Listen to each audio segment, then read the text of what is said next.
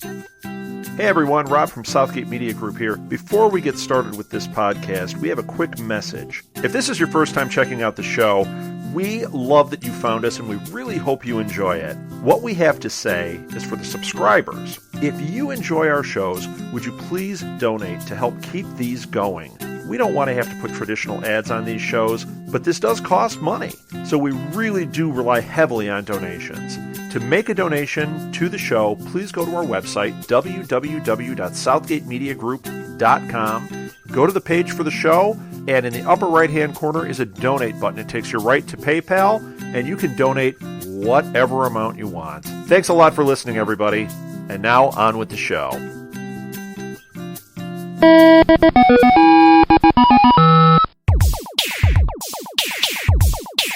You are now booted up and online. We are now in control of your primary operating system. You have chosen the AutoExec.Bat podcast. This show is a fan tribute to AMC's Halt and Catch Fire TV show. Not listening is an illegal operation and will result in a program process error. Shall we play a game? Hello, everyone, and welcome to AutoExec.Bat, the Halt and Catch Fire podcast. This is Jesse Jackson, and Dave's not here, man, but Matt and I are here, and we are here to talk about the podcast that's all about the time that Danny White was the quarterback for your Dallas Cowboys. That's right, early computer language. How you doing today, Matt? I'm good. How are you? I am good. So, as we pull back the curtain, this is actually the second time Matt and I have talked. We recorded earlier in the week to discuss The Way In, the episode, and it was a brilliant discussion. I think it was, award-winning. If we had put that podcast in front of the podcast awards, we would have been a slam dunk. However, technical difficulties reigned, and it didn't get recorded. And both of us were like, okay, we just can't do this again right away. So we made the executive decision that we would do a quick recap of The Way In and fold that into our discussion with Play with Friends. So now that everyone's caught up, The Way In, we got a little bit more of John's story, didn't we? Yeah, we got more John's story with him going to his son's wedding. And I felt the episode was fairly cliche. We've all seen it before with him handing over the keys. And it was basically just an episode to set up this week's episode, or last week's episode. Yeah, I liked it a little bit more than you. I was touched by John. How, as I put it, John does not have much to give, but he gave to his son, what he could, and he gave him that Mustang as a wedding gift. I thought it was really nice.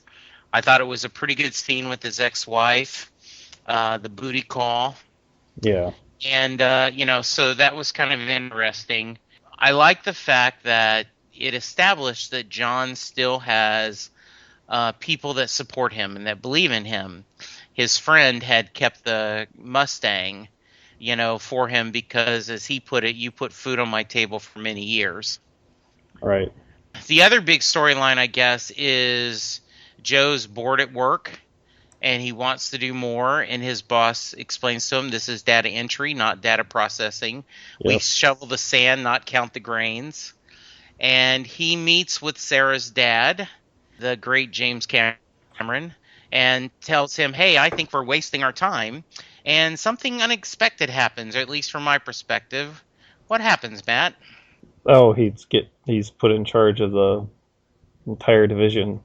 My father, just a drop of a hat. Yeah, just like, hey, I made a decision, and we're both a little bit aren't sure what because his dad says, or his future father-in-law, that, I was wondering how long you were going to stay in the basement. And so we aren't sure, at least from my perspective, Is he saying by reorganizing this, he's convinced to stay in the basement? Or is he kind of complimenting him like, I wondered why it took you so long to come up with a plan to move forward? Yeah, I think he was challenging him a little bit to say, Yeah. I didn't expect you to stay there that long. Right. I think that's interesting, and it's setting up some interesting things. Then the other big story is we can't wait for them to show the Jello game. Yeah, that was the major story of that episode. Yeah. I can't wait. I hope they release it on the AMC website so we can play the Jello game. A absolutely worst game that we've ever heard of. Um, Oh. it very bad.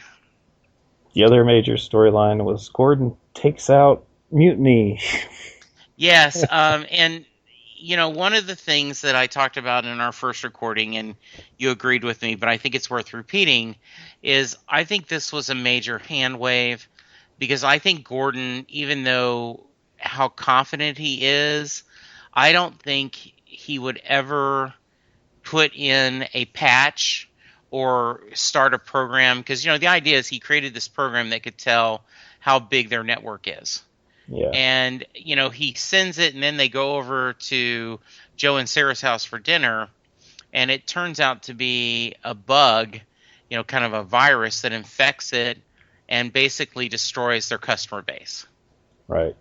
And then when they get over, Gordon isn't even, I think, very apologetic. He's just like, well, let me look at it. I could probably fix it. And they're rightly so, stay away from our network. And Gordon throws out that Donna had been funding the company behind Cameron's back. Cameron says, I don't want you to do that. We had a couple of things where at the very beginning they showed a scene of the Cameron's monitor about how many people are online.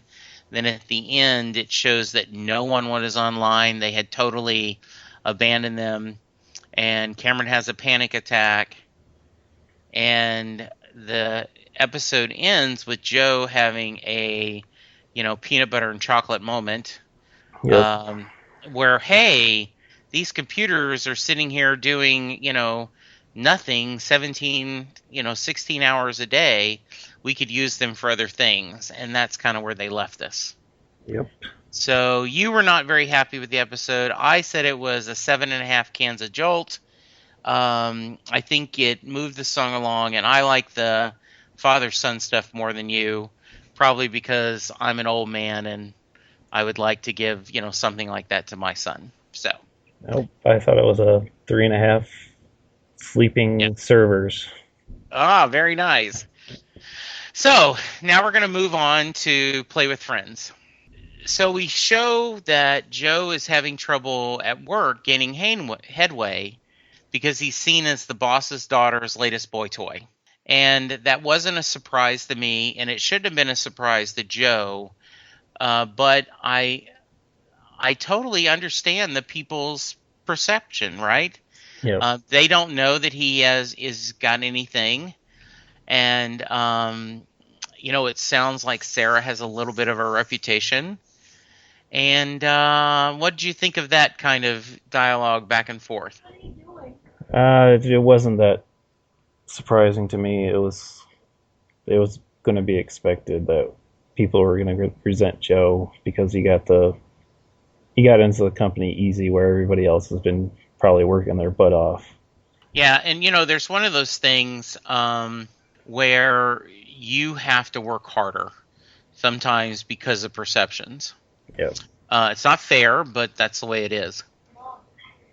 So what I did think was interesting is Cameron and Donna telling the team that they're out of money, they can't pay them, but hey, we got stock options.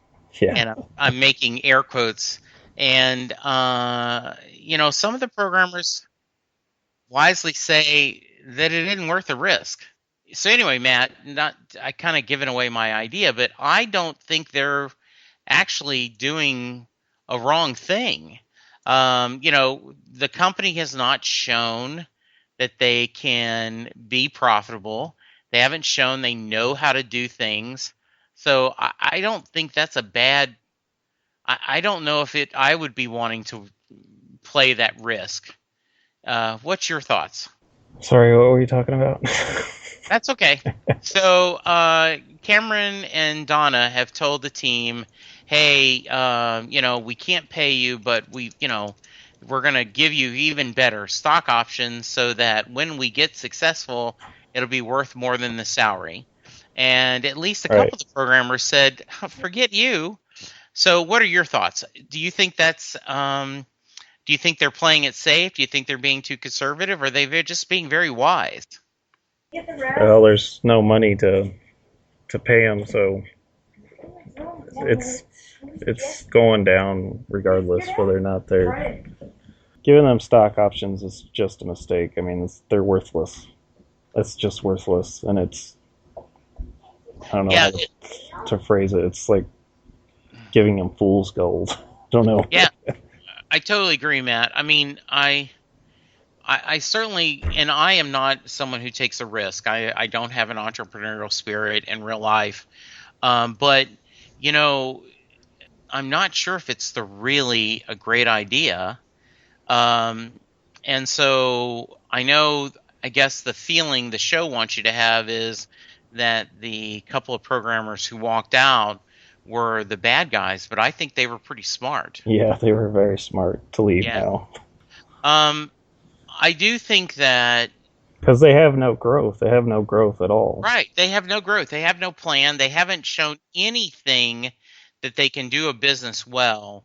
So why would I continue to work on something where I just don't know if it's going to be any good at all? We do get to see John sitting there, and he's going over their invoices, and he's talking about ways they can save money. And I thought that was a really good discussion he had. And once again, almost like a father, right? Right. You don't send penicillin, you send flowers. You've given him the clab, and he's saying it funny, but he's really reading them. He's having a come to Jesus meeting with them, saying, "Guys, if you want to do this, this is what you need to do." And he has some great suggestions about rebranding the company. He talks about, you've already paid for this ad. What we need to do is say we're hiring. We need to send the message that we're out here and we're alive, because perception is reality. I thought that was really well done. And then I really liked the discussion about him being a salesperson for them. He's saying, "Oh, this is where you go, hey, John, can you do this for me?" And I go, "Oh, no, that part of my life is over. Oh, are you really sure?" And he gets both sides of the conversation. And it shows his value. And, one of the things that I've been very vocal about is how much I've liked what this character has done, how much he has shown growth, how much he started out being just the typical bad guy, the suit that's, stopping all the fun, and has really turned out to be actually someone very good at what he does and somebody really needed in this, company of kids. Yeah, I just love the scene with him going door to door. That's Yeah. I almost would have just like a whole episode, and you didn't need it. Just that one was enough. It showed John figured out really quick it was the kid that was using the computer. The mom's worried about him spending all his time, and John sits there and says, "Well, we're old, but to them this is a community." And and he knows how to walk away. And she's like, "Hey, do you have time to have some tea?" And, "Why, sure." And he captures almost every one of those whales back. And it was really cool to see him working his magic. Yep, Yeah. exactly. Donna is convinced that community is the future of the company. And she keeps trying to talk to Cameron about that. Cameron is convinced that games, maybe this great Jello game they're talking about, is going to come up with, with the idea to save it. And at the same time, Joe is pitching Gordon to design this shared space networking. And Gordon has no interest, right? He's like, nope, I have no interest working with you. Until he finds out that there's a way that he can hit two birds with one stone. Absolutely. I thought it was a pretty interesting scene. Now, I've never been that depressed, but Donna's in the bathtub fully clothed. Like, am I a bad mom if I don't come out? I just don't. I'm just here. And she's talking about that their rinky-dink network is hurting them. And talk about a light bulb going off. I already used the phrase once, but the peanut butter and chocolate moment with Gordon going, hey, Joe wants to design a shared network that would give people a lot of extra computing power. Hey, the company I screwed up needs more computer and space. Hey, I know. Why don't we put peanut butter and chocolate together? So, he goes and makes a deal with Joe. And I love the fact that Joe was smart enough to know, what did you do to screw up? Yeah. No, and Gordon's like, no, I didn't do anything. I didn't do anything. But, once again, I love that we show, Joe's smart. And he does know things. Love the fact that Joe is doing everything behind everybody's back after he presents it to whatever vice president it is, and he immediately shoots it down about leasing the server space to other companies once in its downtime. Yeah. And then he wrangles Gordon in to rewire everything so they can lease the space out. Yeah, and you would think that after screwing up Cardiff that he wouldn't do that. But no, of course not. Kind of an interesting thing, Cameron finds out that Tom's been working nights at the grocery store to support himself so that he can keep working for them with no money. The one thing, the one scene that it just pissed me off. And yeah, because, it's turning into a show where I'm starting to hate Cameron more and more. Because her reaction to him working there is, you'd think she'd be more apologetic, but she's just like, whatever. Well, yeah, especially when she chewed his rear end off for being late. Yeah. And, even though I'm not paying you, and I want to go, okay, dude, management 101, okay? Don't treat your workers like children, especially when they're doing this, out of their own. He apologized. He was, sorry. And then when she finds out why, she doesn't even go, oh, that's why you were late. She's like, oh, ha, ha. We do get a nice little scene where Donna finally tells Cameron, you haven't tried communities. You're shutting this down with not really understanding it. Yeah. And so Cameron says, okay, I'll do it. And she's talking to Tom. They're kind of flirting back and forth. And she asks that he sends to everyone a slam on Donna. This is certainly anonymous, but tell me, Matthew, have you ever did the reply all when you shouldn't? Oh, of course. I mean, who hasn't? Exactly. Where you're going, oh no. And you're trying to find in the recall button on Microsoft Outlook, and like, oh no. I'm actually kind of surprised that they have these chat rooms built into their software. Yes.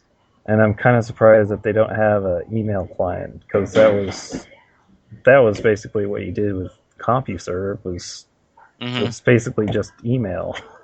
Yeah, and so and they're talking about all the different chat rooms and discussing kitty litter and and cats and all this strange things. But that's pre-internet. I mean, exactly. That's how they're relating it to the internet today, I guess. Right. And for some reason, even though they have no money and they have no marketable product, they decide to have a Nerf gun war in the office. Yeah. And, Tom and Cameron get stuck in the closet, and there's a little moment. And that's when Cameron gets her bright idea. This is the game we should be doing. First-person shooter game before it was ever invented. And and the idea that you're playing against other people. So versus the tanks, you could actually do the people. So, she hasn't gotten into avatars and things like that, but and the thing from hindsight knows this is a good idea, and this could be something that could help save the company. So light years before anything came out like that. Absolutely. So Gordon's installing the network, and when Joe goes to get him a Coke, he passes out. Which goes back to why he made a mistake in his first code from the previous episodes, is that there's something wrong with Gordon. So do you have any thoughts on what it is? It has something to do with his Coke addiction. Something. You think so? Yeah, I'm sure it's going to turn up something. So I don't know if it's with the Coke, but I think that the reason he had a nosebleed wasn't related to his cocaine use. It's what else is causing him wrong. Is what's making him sick. Yeah, so I don't know if he's got a brain tumor or some kind of something wrong with his brain, but it's going to be pretty interesting. Yeah. And he tries to say when he comes back, like, oh, I tripped. Over what? Oh, that corner. And it is. I mean, it's a very typical computer floor that is just, there's nothing there. So it was lame. The one thing that I loved about it is that Joe showed compassion for once.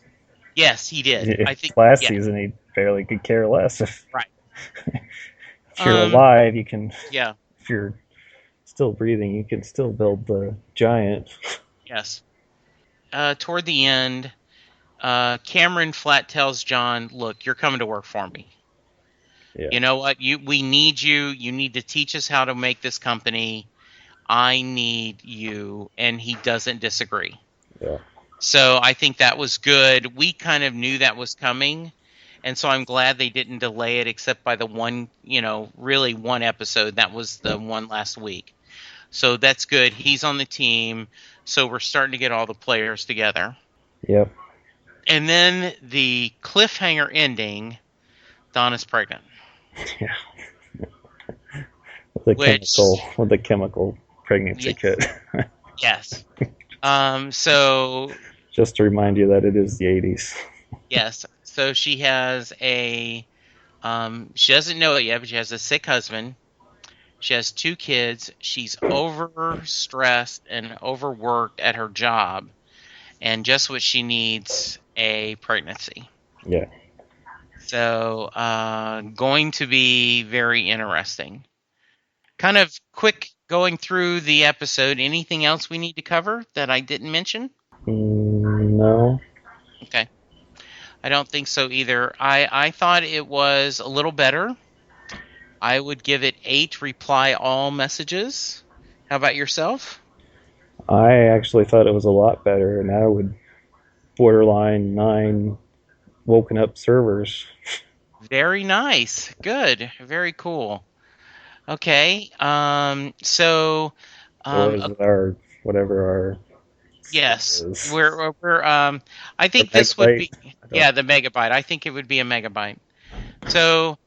Dave is on vacation this week. That's why we are not hearing his wonderful tones.